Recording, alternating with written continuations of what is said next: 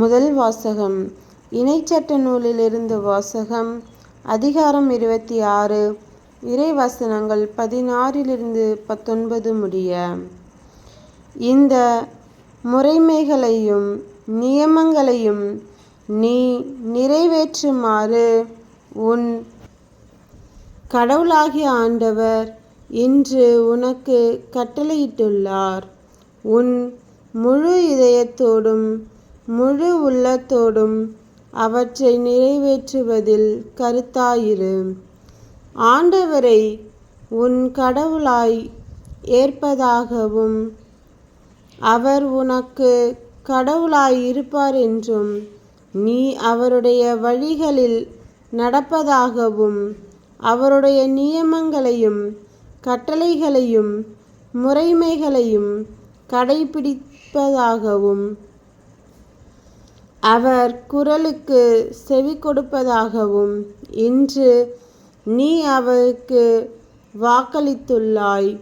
நீ அவருடைய கட்டளைகளை கடைப்பிடிப்பதில் கருத்தாயிருந்தால் அவர் கூறியபடியே நீ அவருக்கு சொந்தமான மக்களினமாய் இருப்பாய் என்றும் தாம் உருவாக்கிய எல்லா மக்களினங்களிலும் புகழும் பெயரிலும் மாட்சியிலும் உன்னையே அவர் உயர்த்துவார் என்றும் அதனால் உன் கடவுளாகிய ஆண்டவரின் தூய மக்களினமாய் நீ இருப்பாய் என்றும் ஆண்டவர் இன்று உனக்கு வாக்களித்துள்ளார்.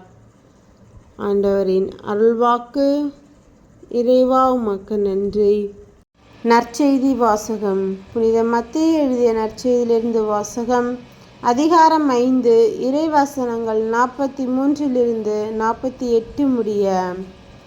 உனக்கு அடுத்திருப்பவரிடம் அன்பு கூறுவாயாக, பகைவரிடம் வெறுப்பு கொள்வாயாக என கூறியிருப்பதை கேட்டிருக்கிறீர்கள். ஆனால் நான் உங்களுக்கு சொல்கிறேன், உங்கள் பகைவரிடமும் அன்பு கூறுங்கள். உங்களை துன்புறுத்துவோருக்காக இறைவனிடம் வேண்டுங்கள். இப்படி செய்வதால் நீங்கள் உங்கள் விண்ணக தந்தையின் மக்கள் ஆவீர்கள். ஏனெனில் அவர் நல்லோர் மேலும் தீயோர் மேலும் தம் கதிரவனை உதித்தெழச் செய்கிறார். நேர்மையுள்ளோர் மேலும் நேர்மையற்றோர் மேலும் மழை பெய்யச் செய்கிறார். உங்களிடத்தில் அன்பு செலுத்துவோரிடமே நீங்கள் அன்பு செலுத்துவீர்களானால் உங்களுக்கு என்ன கைமாறு கிடைக்கும்? வரி தண்டுவோரும் இவ்வாறு செய்வதில்லையா? நீங்கள் உங்கள் சகோதர சகோதரிகளுக்கு மட்டும் வாழ்த்து கூறுவீர்களானால் நீங்கள் மற்றவர்களுக்கும் மேலாக செய்துவிடுவதென்ன? பிறவினத்தாரும் இவ்வாறு செய்வதில்லையா? ஆதலால் உங்கள் விண்ணக தந்தை நிறைவுள்ளவராய் இருப்பது போல நீங்களும் நிறைவுள்ளவர்களாயிருங்கள். கிறிஸ்துவின் நற்செய்தி. கிறிஸ்துவே உமக்கு புகழ்.